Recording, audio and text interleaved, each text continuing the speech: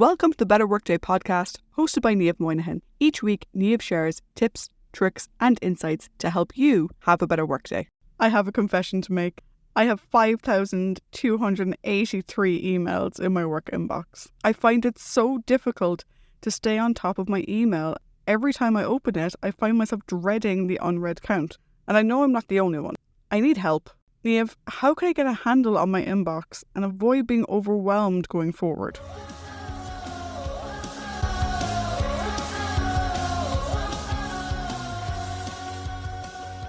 Hello, and welcome back to the Better Workday Podcast. If you listened to last week's episode, then you know I am recording this straight away after last week's episode.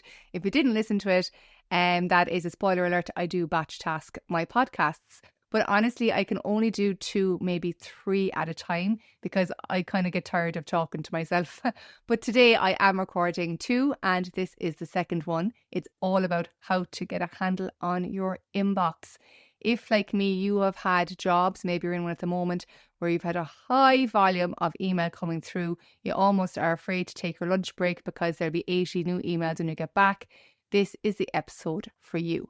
And I want to say it up front, I get really passionate about this topic, so I will try to stay on track. I do have my notes with me, but it's just because I feel like things like our inbox and things like MS Teams and Slack, they can be such a huge source of stress where, in fact, the tools were designed to help us have a better workday.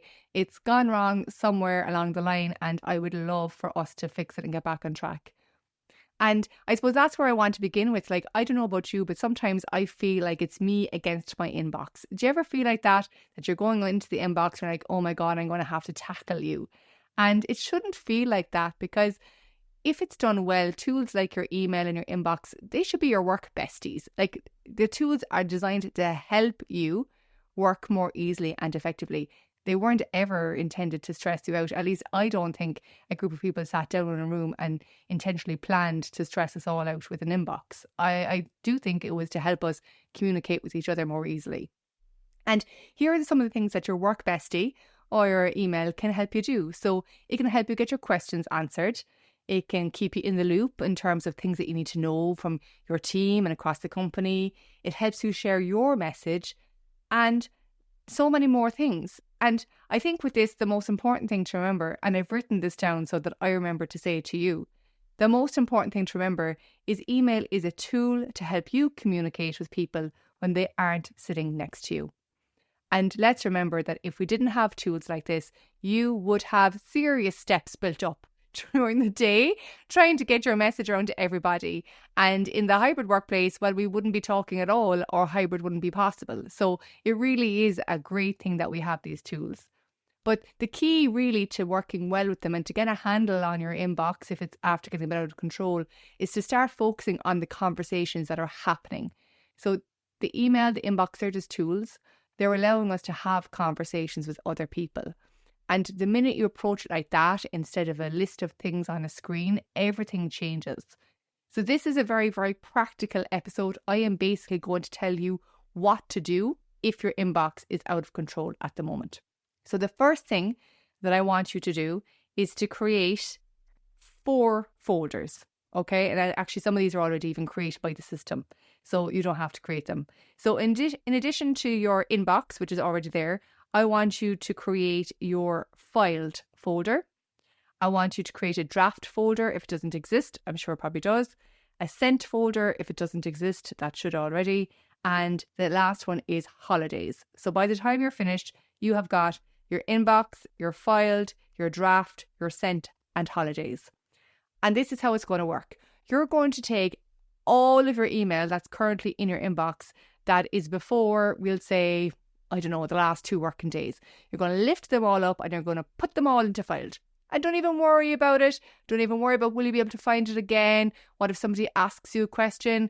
First of all, if somebody asks you a question, it will come back into your inbox. Secondly, if you need to find it, all of the email clients now have phenomenal search functionality, and you probably use that anyway. So it's okay. Just move it all into filed. You're not deleting anything. I know that emotional things come up when we talk about deleting emails, and I won't get into that today, but nothing's being deleted. You're just moving it into filed. Once you have the shorter inbox, I want you to learn how to read your inbox. Now, most of them are defaulted to oldest or newest to oldest, and that is helpful from a time perspective. And for some people's jobs, that's very, very important because you have to reply to, things in a certain time period. But for a lot of people, that's not the most important thing. If you are having a conversation with somebody, the most important thing will be the conversation between you and that other person. So we should really start focusing on who we are communicating with, not the timestamp. So with that in mind, I recommend for the messages that are remaining in your inbox that you sort them by from, first of all. And when you sort them by from, you then take a look to see, are any of your key contacts, your key stakeholders, the people who you really should be keeping happy in your inbox? Because if they are, they're the ones you want to talk to first. And if they've sent you 3 or 4 messages, isn't this a fantastic way for you to read them all together to get a better context of what that person needs and have a better conversation with them? So first of all, we sort it by the person. Then once that's done, you can sort your inbox by subject line. And this helps you identify any topics that you need to focus on. So maybe there's a project, or maybe there's an issue, or maybe there's a customer. And when you sort it by subject line, you can see that there's certain topics that are standing out to you. You're probably going to go after them next. And while you're looking at them, you might see, if you decide to group your emails by conversation, which I recommend you doing, that some conversations have 2 or 3 messages in them and others have 10, 15. Now, while sometimes that's just 10 or 15 thank yous, which I know we all want to end, but sometimes they are just like lots of thank yous, but other times that's a signal that there's a lot of activity happening in that conversation. There's lots being said, there's lots of questions being asked, and perhaps that's one that you want to dive in and pay attention to. And once you have done that, so once you've looked at conversations from the people who are key to you, and then the topics that are key to you, and then ones that might be flaring up, then of course you could sort the remaining ones by date. But by then, I think that you will feel more confident that you have handled the messages that are most important. And either you reply to them as you go, or as I said, you put them into filed. Now, if you are replying to them, I'm a big fan of drafts. And this is key to you getting a handle or better managing your inbox, because quite often we send emails quickly so that we can get them off our plate. And while I think that is a good intention, it really can create unintended ripple effects. So the first is, if you reply to every single email as quickly as you can, you're going to increase the velocity of something called the cycle of responsiveness. Oh, I got tongue-tied there. But basically, the faster you reply, the faster people feel that they have to reply. So the faster they do reply, and then you feel that you have to reply really, really fast. So you will, and then you just all keep replying faster and faster and faster. And all of a sudden, you're afraid to go to the toilet in case you miss an email. So replying as quickly as you can, not always the best tactic unless it is urgent or unless you're working within an SLA or something like that. But instead, what you can do is you can draft the email so that you get your immediate thoughts out of your head and onto the email, which is fantastic. And then you can let it sit for a little while you do your other work and come back and revise it to make it a better email. Because one of the reasons we have so many emails in our inbox is because we write emails that are too quick, too short, and don't consider the other person enough in terms of what are we telling them? Are we giving them all the information that they need? Are they going to ask us questions back? Can we preempt those questions? Etc., etc. So if you take a minute to read your draft and say, can I improve this? Can I make it better? Is there something that I can add that would reduce the amount of replies I get back? That if you've only written a draft, you have an opportunity to do that. So it's fantastic. And also what you're doing is you're being really respectful of the other person's time, and you're honestly setting yourself up for success as well. And I know that not every email is going to be your best email, and there are times where you won't do this, but even if you do it more often, that's going to be better. Again, we're looking at this as a conversation with somebody. So if you want to have the best conversation, you put a little bit more thought into it. So that's our draft. Now, the sent folder looks after itself. That's all the messages that you've sent. But the secret to getting a handle on the inbox, I think, lies in the holidays folder. Now, I call it holidays because that's the most common reason for us being away from our mailbox for a certain amount of time. But you might also have to rename that to a particular project or an event if you're away from your desk for a while.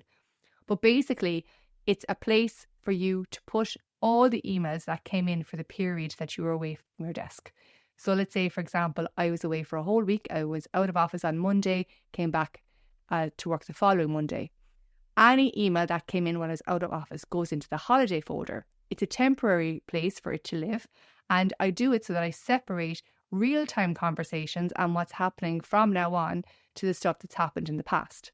Over the course of the week, then I'm going to check that holiday folder, see who has been emailing me and check with them that their issue has been resolved, or if I need to follow up with them. And if I don't, I move it into filed. And over the course of, a couple of days, depending on how many emails you have there, that holiday folder will reduce back down to 0 and you've dealt with it. But keeping it separate from current events is a really, really good way for you to manage your email and not feel overwhelmed. So I know this has been a very step-by-step type podcast episode and probably quite different, I'm thinking, to the ones I've recorded so far. But that's because some things are very step-by-step. I suppose what I'm trying to get across here is your inbox is actually there to help you. And if you take the time to work with it in a simple way and put a little bit more intention into what you're saying and how you're saying it and how you approach the conversations in your inbox, it really will pay dividends. The final thing I'll say to it is, if your inbox or if your email was a member of your team, you would take time to get to know the team member. You take the time to understand how you can work well together. Maybe what strengths they have, maybe if they upskilled recently, got some new training. And we very rarely do this with our tools, but you absolutely can. You can go on to YouTube and check, what are the most latest features or updates for the email software that you use. And you might find that there's been something new added that's really going to make your day super easy, or at least easier. And taking just 10-15 minutes once every month or two to do this will make sure that you're using this tool to support your workday instead of causing stress. I hope you found this helpful. If you like this approach to the podcast episode, slightly different, as I said, to some of the other ones, do let me know, because it helps me decide, of course, what is going to go into the future episodes. And I'd love to know if the step-by-steps I suggested were implemented by you and if they improved your relationship with your email. Okay, that's it from me.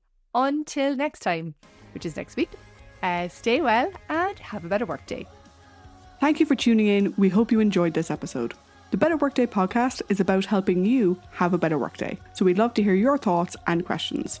You can find our social media details as well as any references from this episode in the show notes.